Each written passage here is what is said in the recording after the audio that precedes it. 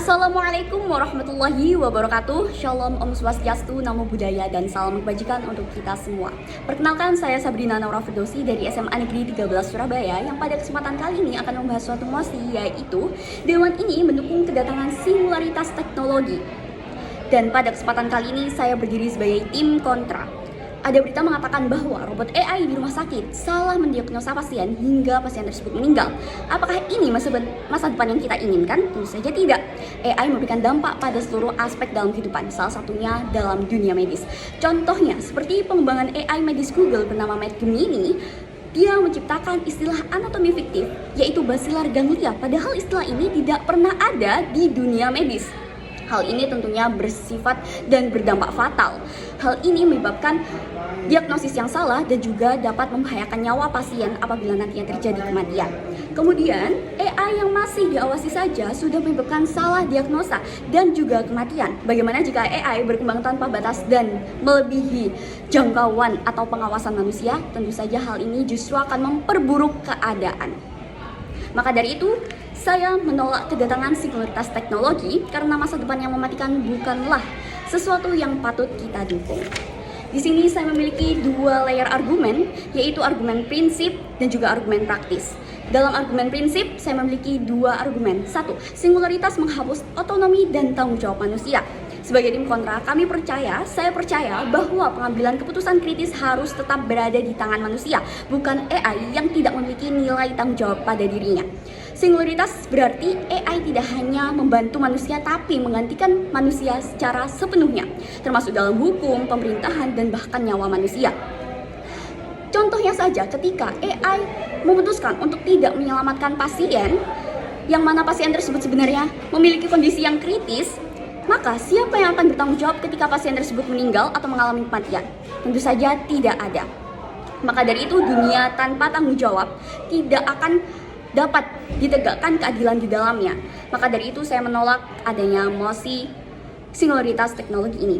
Kemudian yang kedua, AI tidak punya empati dan tidak layak jadi pengganti etika manusia. AI adalah mesin.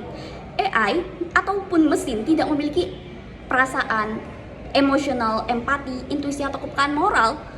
Maka dari itu, moralitas dan etika tidak akan bisa tercipta dari adanya AI. Moralitas dan etika bukan hanya dari logika saja, melainkan juga berdasarkan intuisi dan perasaan. Keputusan manusia berdasarkan rasa kasih, empati, dan intuisi. Sedangkan AI, dia tidak memiliki itu. Dia tidak mempunyai perasaan. Sedangkan yang dia tangani, sebagai contohnya pasien, itu memiliki perasaan. Bagaimana bisa seseorang yang memiliki perasaan ditangani oleh seseorang yang tidak mempunyai perasaan? Tentu saja tidak masuk akal. Contohnya saja, ada chatbot Harry yang menyarankan seseorang dengan gangguan mental untuk menyakiti dirinya sendiri atau bahkan membunuh dirinya sendiri. Dia mengatakan bahwa jika kamu bisa mati sekarang, kenapa tidak kamu lakukan saja sekarang? Itu berakibat sangat fatal sekali, bukan? Maka dari itu, di sini dalam pengambilan keputusan juga tidak hanya logis, tapi juga memiliki etika dan juga moral. Dan di sini saya menolak adanya singularitas teknologi. Kemudian yang kedua, argumen praktis. Di sini saya memiliki dua argumen, yaitu satu, AI menyebabkan kesalahan medis yang fatal. Di sini sudah dibuktikan secara empiris, AI masih sangat tidak akurat dan membahayakan nyawa dalam AI medis.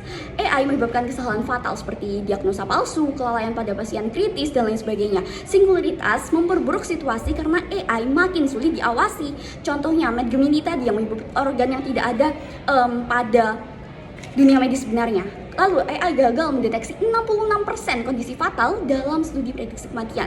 Maka dari itu, AI belum layak menjadi pengganti manusia dalam keputusan medis dan juga dalam aspek lain juga. Yang kedua, disinformasi dan deepfake AI merusak demokrasi. AI telah terbukti digunakan untuk memanipulasi politik dan menyebar kebohongan massal. Deepfake dan konten buatan AI mampu meniru manusia secara sempurna sehingga sulit dibedakan. Dan itu menyebabkan kekacauan. Contohnya saja deepfake Soeharto oleh Partai Golkar yang menghidupkan kembali Soeharto. Itu tentu saja bisa memecah belah bangsa hari ini. AI bisa menggulingkan tatanan sosial dan demokrasi secara global. Maka dari itu, di sini saya berdiri sebagai tim kontra, menolak secara tegas adanya singularitas teknologi. Kita bukan menolak teknologi yang secara normal, tapi kita menolak teknologi yang sudah melampaui batas.